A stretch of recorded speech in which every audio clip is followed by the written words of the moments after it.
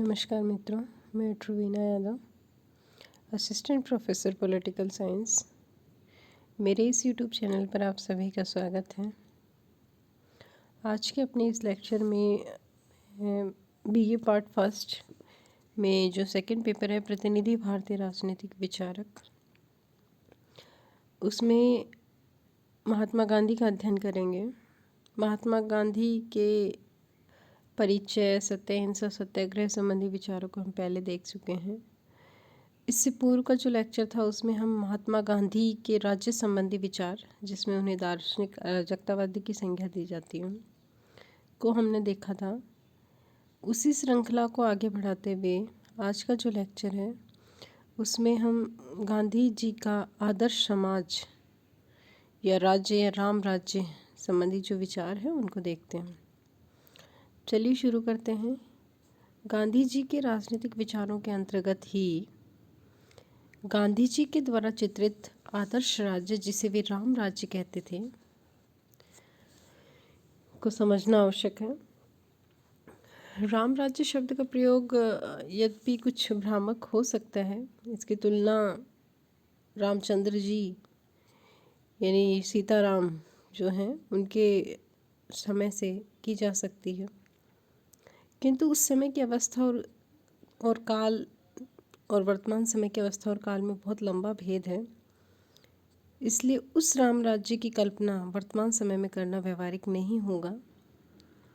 गांधी जी भी इस बात से भली भांति परिचित थे, इसलिए उन्होंने राम राज्य शब्द का प्रयोग केवल मात्र अलंकारिक अर्थ में किया है, भावनावश अलंकारिक अर्थ में किया है। उनके राम राज्य का शाब्दिक अर्थ केवल इतना सा है कि आदर्श व्यवस्था। इस संबंध में यह बात भी स्मरणीय है कि गांधी जी ने भी प्लेटो के समान दो आदर्शों का वर्णन किया। पहला पूर्ण आदर्श और दूसरा उपादर्श। उनकी पूर्ण आदर्श सामाजिक व्यवस्था के अंतर्गत राज्य नाम की संस्था के लिए कोई स्थान नहीं होगा, लेकिन गांधी जी यथार्थवादी थे और उन्होंने इस बात को स्वीकार किया कि मानव स्वभाव को वर्तमान स्थिति को देखते हुए पूर्ण आदर्श की स्थापना करना संभव नहीं है। इसलिए उनके द्वारा व्यवहारिक दृष्टिकोण से उपादर्श की कल्पना की गई और गांधी जी के आदर्श समाज या राज्य के रूप में हमारे द्वारा उनके उपादर्श का ही अध्ययन किया जाता है। यानी दो प्रकार की व्यवस्था, एक आदर्श व्यवस्था, एक उपादर्श व्यवस्था। आदर्श व्यवस्था में वे राज्य को पूरी तरीके से समाप्त करना चाहते हैं और उपादर्श व्यवस्था में वे राज्य को बनाए रखना चाहते हैं, सीमित मात्रा में, सीमित कार्य क्षेत्र हो उसका, क्योंकि वो जानते थे कि वर्तमान जो परिस्थितियां हैं और मानव के जो स्वभाव है उसके अनुरूप राज्य को समाप्त करना संभव नहीं है। इसलिए अपनी उपादर्श व्यवस्था को व्यवहारिक मानते हैं और इसमें वो राज्य को बनाए रखना चाहते हैं। गांधी जी के उपादर्श समाज या राज्य की विशेषताएं इस प्रकार हैं। पहला है अहिंसात्मक समाज। गांधी जी अपने आदर्श राज्य को अहिंसात्मक समाज के नाम से पुकारते हैं। गांधी जी के इस आदर्श समाज में राज्य संस्था का अस्तित्व रहेगा। पुलिस, जेल, सेना तथा न्यायालय आदि शासन की बाध्यकारी सत्ताएं भी होंगी। फिर भी इस दृष्टि से अहिंसक समाज है कि इसमें इन सत्ताओं का प्रयोग जनता को उत्पीड़ित, शोषित या आतंकित करने के लिए नहीं, वरन उनकी सेवा के लिए किया जाएगा। ठीक है। समाज में कभी कभी समाज विरोधी तत्वों के विरुद्ध दबाव का प्रयोग करना पड़ सकता है, किंतु इस दबाव का जो स्वरूप होगा वो कैसा होगा? सत्याग्रह होगा, हिंसात्मक नहीं होगा। यानी अपने उपादर्श राज्य में गांधी जी एक अहिंसात्मक समाज की कल्पना करते हैं और वो कहते हैं कि राज्य भी रहेगा, पुलिस, सेना, जेल, न्यायालय ये सब संस्थाएं भी होंगी, किंतु ये जो संस्थाएं हैं ये अहिंसक होंगी। इनका प्रयोग जनता को उत्पीड़ित, आतंकित करने के लिए नहीं होगा, समाज में केवल व्यवस्था बनाने के लिए होंगी और कुछ विरोधी जो तत्व होंगे उनको भी समाज में सत्याग्रह के माध्यम से ही उनको ठीक किया जाएगा, न कि हिंसात्मक तरीकों से। दूसरा है शासन का रूप कैसा होगा, लोकतांत्रिक होगा। गांधी जी के आदर्श समाज में ही शासन का रूप पूर्णतः लोकतांत्रिक होगा। जनता को न केवल मत देने का अधिकार होगा वरन सक्रिय रूप से जनता जो है वो शासन में संचालन में भाग भी लेगी। शासन सत्ता सीमित होगी और सभी संभव रूपों में जनता के प्रति वो क्या होगी, उत्तरदायी होगी।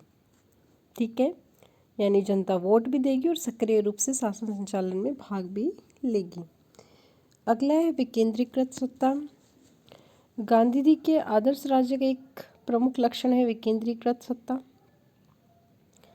गांधी जी संपूर्ण भारत में प्राचीन ढंग के स्वतंत्र और स्वावलंबी ग्राम स्वराज्यों की स्थापना करना चाहते थे, जिसका आधार उन्होंने ग्राम पंचायतों को बनाया।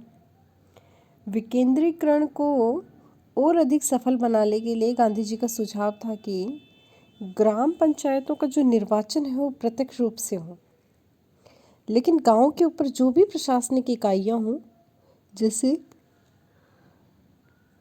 प्रादेशिक सरकार, राष्ट्रीय सरकार, विधानमंडलों का चुनाव जो है वो अप्रत्यक्ष प्रणाली से हो, जिससे कि सत्ता का समस्त केंद्र ग्राम पंचायतें ही बनी रहे। इस प्रकार की व्यवस्था में स्वशासन और स्वावलंबन की भावना उत्पन्न होगी और गांव जो है वो वास्तविक अर्थ में स्वतंत्र हो पाएंगे। अगला है आर्थिक क्षेत्र में विकेंद्रीकरण। गांधी जी के आदर्श राज्य में आर्थिक क्षेत्र के अंतर्गत भी विकेंद्रीकरण अपनाने का सुझाव दिया गया है। विशाल तथा केंद्रीकृत उद्योग लगभग समाप्त कर दिए जाएंगे और उनके स्थान पर कुटीर उद्योग धंधे चलाए जाएंगे। उन मशीनों का तो प्रयोग किया जा सकेगा जो व्यक्तियों के लिए सुविधाजनक होती हैं, किंतु मशीनों को मानवीय श्रम के शोषण का साधन नहीं बनाया जाएगा। हर गांव अपनी आवश्यकता की वस्तुएं स्वयं उत्पन्न करेगा और प्रत्येक व्यक्ति अपने उत्पादन के साधनों का स्वयं स्वामी होगा। अगला है नागरिक अधिकारों पर आधारित। गांधी जी का राज्य स्वतंत्रता, समानता तथा नागरिक अधिकारों पर आधारित होगा। इस समाज में प्रत्येक व्यक्ति को अपने विचार व्यक्त करने और समुदायों के निर्माण की स्वतंत्रता होगी, यानी प्रत्येक व्यक्ति को भाषा व अभिव्यक्ति की स्वतंत्रता होगी, समुदाय बना सकता है। समाज के अंतर्गत जाति, धर्म, भाषा, वर्ण और लिंग इत्यादि के भेदभाव के बिना सभी व्यक्तियों को समान सामाजिक और राजनीतिक अधिकार प्राप्त होंगे। नेक्स्ट है निजी संपत्ति का अस्तित्व। गांधी जी के उपादर्श राज्य में निजी संपत्ति की प्रथा का अस्तित्व रहेगा, किंतु संपत्ति के स्वामी अपनी संपत्ति का प्रयोग निजी स्वार्थ के लिए नहीं वरन समस्त समाज के कल्याण के लिए करेंगे। वे यह समझकर कार्य करेंगे कि उनके पास जो संपत्ति है उसका वास्तविक स्वामी समाज ही है और समाज के द्वारा उन्हें इस संपत्ति का केवल ट्रस्टी नियुक्त किया गया है, केवल संरक्षक नियुक्त किया गया है। यानी संपत्ति जो है वो वास्तव में किसकी है, समाज की है, और हम तो केवल उसके क्या है, संरक्षक है, ट्रस्टी हैं। इसलिए वो उस संपत्ति का समाज हित में ही क्या करेगा, प्रयोग करेगा। अगला है प्रत्येक व्यक्ति के लिए श्रम अनिवार्य। इस आदर्श समाज में प्रत्येक व्यक्ति के लिए अपने भरण पोषण हेतु श्रम करना अनिवार्य होगा। कोई भी मनुष्य अपने निर्वाह के लिए दूसरों की कमाई हड़पने का प्रयत्न नहीं करेगा और बौद्धिक श्रम करने वाले व्यक्तियों के लिए भी कुछ न कुछ शारीरिक श्रम करना अनिवार्य होगा। सभी व्यक्तियों के द्वारा कुछ न कुछ शारीरिक श्रम किए जाने पर समाज में वास्तविक समानता स्थापित होगी। देखिए, इसमें शारीरिक श्रम की बात की गई है कि प्रत्येक व्यक्ति के लिए समाज में कुछ न कुछ शारीरिक श्रम करना अनिवार्य होगा, चाहे वो बौद्धिक श्रम ही क्यों ना करता हो। अगला है वर्ण व्यवस्था। गांधी जी का आदर्श समाज वर्ण व्यवस्था पर आधारित होगा। प्राचीन काल की भांति समाज में 4 वर्ण होंगे: ब्राह्मण, क्षत्रिय, वैश्य और शूद्र। प्रत्येक वर्ण जो है वो वंश परंपरा के आधार पर अपना कार्य करेगा, किंतु विविध वर्णों या वर्गों के व्यक्तियों को सामाजिक, राजनीतिक और आर्थिक क्षेत्र में समान अधिकार प्राप्त होंगे। चाहे किसी भी वर्ण का हो, उनके सामाजिक, राजनीतिक, आर्थिक अधिकार समान होंगे और अपनी परंपरा के आधार पर वो उस कार्य को करेंगे।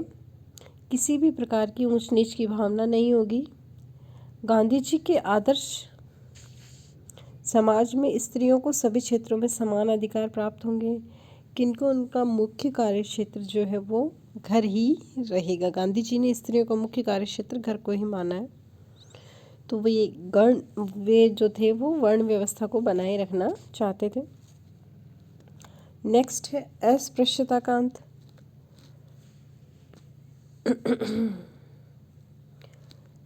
गांधी जी अस्पृश्यता को भारतीय समाज के लिए कलंक मानते थे और उनके आदर्श समाज में अस्पृश्यता के लिए कोई स्थान नहीं था, यानी समाज में अस्पृश्यता को पूर्णतः समाप्त किया जाएगा। अगला है धर्मनिरपेक्ष समाज।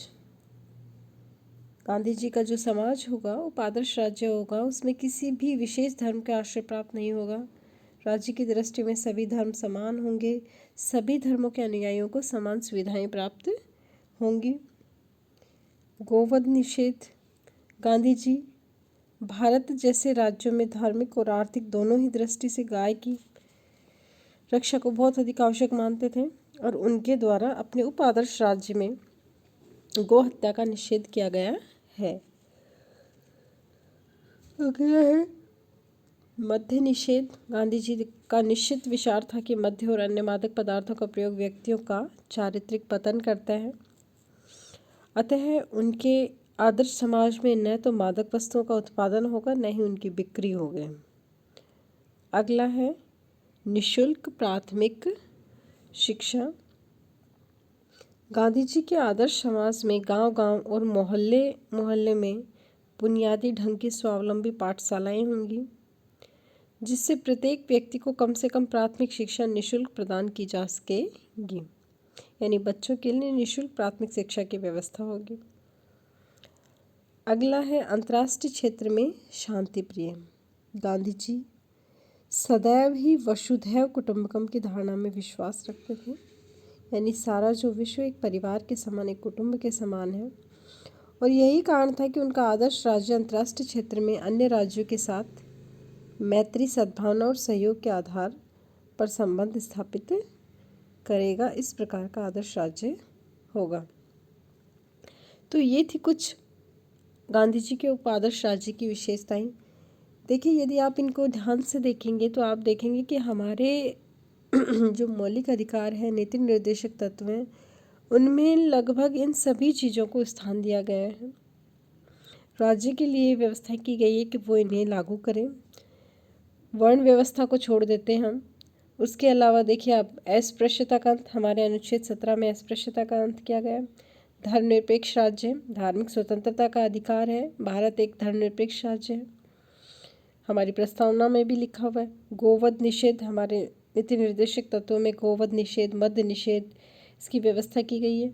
निःशुल्क प्राथमिक शिक्षा बिल्कुल मौलिक अधिकार है ये बच्चों का, और राज्य के लिए भी किया गया है कि राज्य ऐसी व्यवस्था करेगा।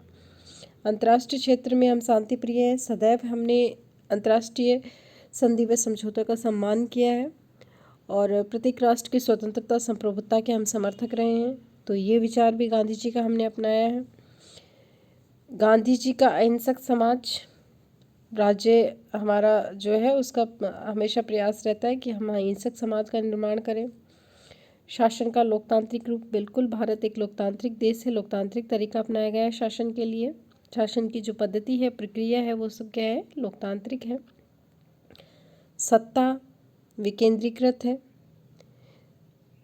केंद्रीय, राज्य और स्थानीय सरकारों के मध्य सत्ता बटी हुई है। आर्थिक क्षेत्र में विकेंद्रीकरण है, बिल्कुल नागरिक अधिकार दिए गए हैं, मौलिक अधिकार है नागरिकों को, स्वतंत्रता, समानता, धार्मिक स्वतंत्रता, इन सब के क्या है मौलिक अधिकार दिए गए हैं। निजी संपत्ति का अस्तित्व, बिल्कुल सभी लोगों को अपनी निजी संपत्ति बनाने का अधिकार है। प्रत्येक व्यक्ति के लिए श्रम अनिवार्य है, अनिवार्य नहीं है लेकिन प्रत्येक व्यक्ति के श्रम की महत्ता को स्पष्ट किया गया है।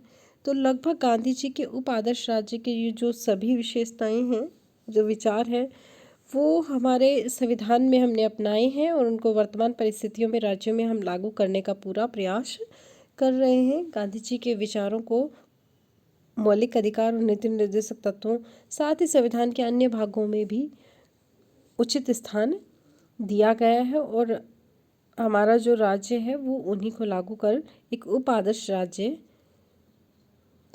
का स्वरूप ग्रहण कर रहा है, एक लोक कल्याणकारी राज्य का स्वरूप ग्रहण कर रहा है। तो गांधी जी के ये जो उप आदर्श राज्य संबंधी जो विचार थे ये व्यवहारिक थे, यथार्थवादी थे, चूँकि गांधी, इसीलिए उनके ये जो विचार हैं वो व्यवहारिक स्तर पर उतर पाए, उन्हें लागू कर पाए राज्य, आज हम उन्हें लागू कर पा रहे हैं। किंतु उनका जो आदर्श राज्य संबंधी विचार था जिसमें उन्होंने राज्य को पूर्णतः समाप्त करने की बात की थी, वो खुद ही स्वीकार करते थे कि उसे वर्तमान परिस्थितियों में लागू करना संभव नहीं है, क्योंकि मानवीय बुद्धि का इतना विकास नहीं हुआ है, हमारी परिस्थितियाँ इतनी विकसित नहीं हैं कि हम राज्य को पूर्णतः समाप्त करके अपनी व्यवस्था को संचालित कर पाएँ, अपनी स्थितियों में हम कानून व्यवस्था को बनाए रख सकें। तो जो उस समय की और वर्तमान परिस्थितियाँ, उसमें जो उनका राज्य संबंधी, जो आदर्श राज्य संबंधी जो विचार था जिसमें वो राज्य को समाप्त करना चाहते हैं, उसको लागू करना संभव नहीं था। किंतु उनका उप आदर्श राज्य संबंधी जो विचार वो पूर्णतः व्यवहारिक है, इसीलिए वो लागू हो पा रहा है। आगे के लेक्चर में हम प्रतिनिधित्व और बहुमत शासन संबंधी और उनके आर्थिक विचार इत्यादि देखेंगे।